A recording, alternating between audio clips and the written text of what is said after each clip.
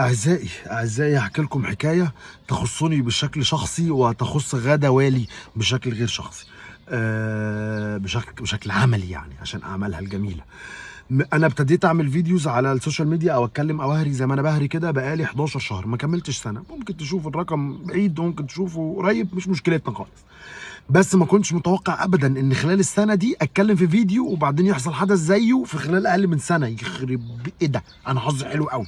يعني عاده عادل اديب وكاستاذ عماد اديب بيقولوا احنا بقالنا عمرو اديب، اي حد يعني من الرجاله. انا اتكلمت في الموضوع ده قبل كده. ايوه انت بقالك 40 سنه بتملى هوا، انا ما كملتش يا معلم.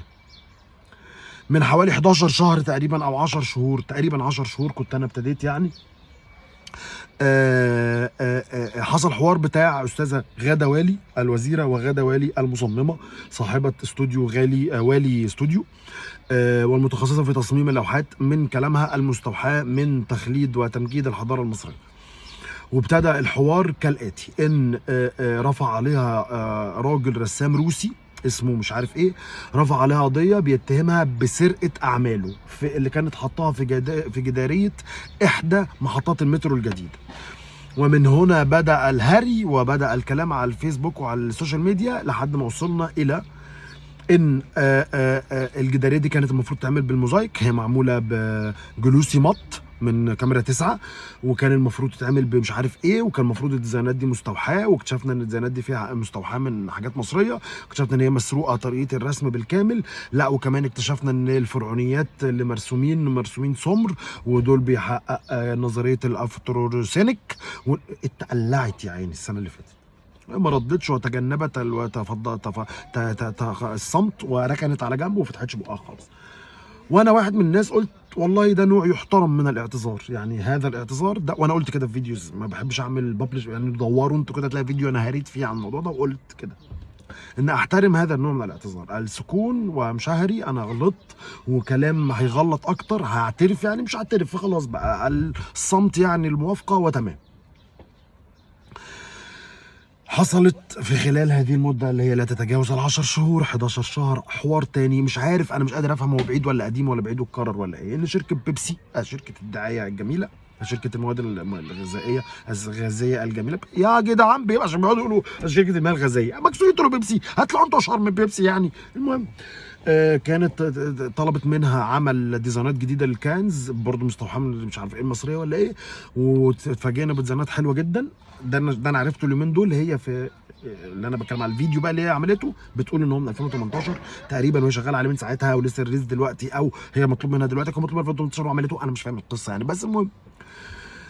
وفوجئنا في بعد الحاله من الصمت والاشاده بجمال الكنزات الجديده من بيبسي ونجاح الحمله، ان نفس الراجل الروسي اللي انا مش فاكر اسمه تشيكوف رفع عليها قضيه بيتهمها، او يعني بيقول الراي العام او بيقول اي حاجه، وكل المسؤولين وشركه بيبسي. وطبعا شركه بيبسي، يعني شركه بيبسي مش هتسكت، كانت الحكومه المصريه ووزاره الثقافه ووزاره الاوقاف ووزاره الشؤون المعنويه والحاجات اللي كانت مسؤوله على الجداريه دي اتكتموا وسكتوا.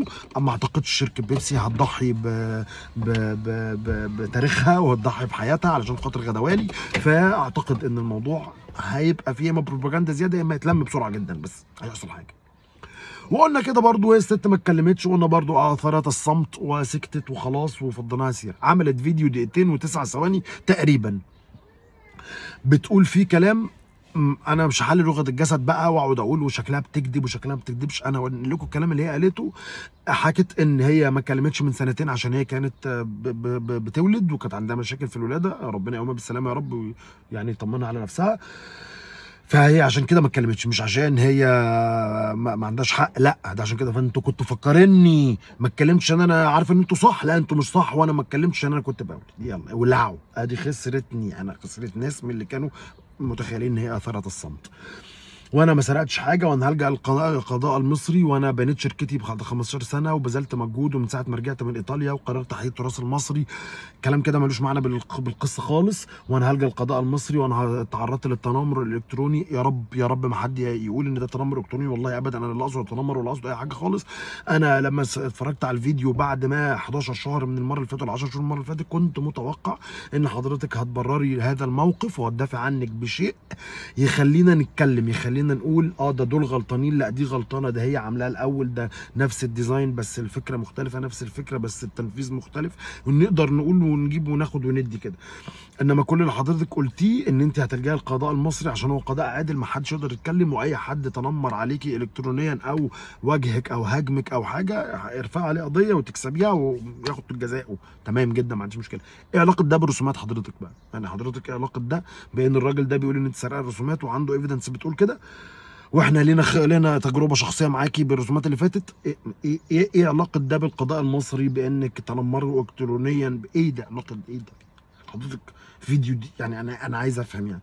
الهري ده فضلنا فيه تقريبا 20 يوم ولا شهر، اللي هو الكلام اللي حصل قبل كده، ودلوقتي بقى لنا 10 15 يوم ولسه مكمل معانا 10 15 يوم بعد الفيديو اللي انت عملتيه ده. اعتقد ما اعرفش بقى هيبقى قد ايه، يعني كام يوم مكمل معانا هذا الموضوع. هل انت تتخيلي ان كل هذا الهري يخلص بفيديو دقيقتين؟ ده العيال بيقعدوا ساعه اللايف بيحطوا على وشهم مربى، انت دقيقتين هتخلصي الموضوع ده كله؟ مش منطقي يعني. كنت اتمنى ان ارى دفاعات اقوى من ذلك، كنت اتمنى ان ارى هات وخد كده ويبقى في كلام وبتاع واحنا ندافع ونقول ده البت عندها حق، طب نساعدها معلش، طب غلطت واعترفت، طب قالت اصل انا كنت سارقه. الكلام ده في 2018 الاثنين، يعني كنت سارقه الجداريه وكنت سارقه البتاع، فاكيد مش غبي انا ان انا اسرق بتاع نفس الراجل بعدها ب4 سنين. مش هطل انا يعني، لا انا في 2018 فتحت بنترست بتاعه عجبني كام حاجه خدتهم مره في الجداريه، وفي واحده بقى في اعلان شركه وي هتنزل السنه الجايه كمان برضو من نفس الراجل عشان يبقى كلها قضيه واحده. طب وربنا احترمك ونقول خلاص هي غلطه واحده بكتير، مش مشكله غلطه واحده، مش هتروح تقول لهم خدوا عربونكم والدنيا بتاعت، تقول لهم حتى اناونس للراجل ان هو اللي عامل وخلاص، او ما نانونسش ولا اي نيله، بس يبقى اعتراف بالغلط اللي احنا بنقول عليه، ما نعترف وحش، ما نقوحش، ما نبقاش عايز زي الفيران بتهرب بالحفره بتقعد تحفر لحد ما بتموت. ما تقرف، انت في حفره خرج نفسك بالسالك، ما تقعدش تفرك، الفرق هيموتك يا حبيبي. بس انا خلصت، اتمنى ان انا ما كنتش ازعجت حد ولا ازعجت غادة والي ولا ازعجت كل الذين اللوائي ينتصرون لها ويحاولون، ما زعلتش حد خالص.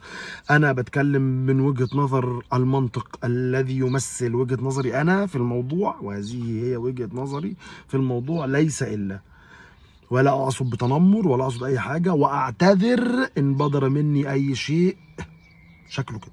انا اسف، حقكم عليا، يعذروني. السلام عليكم.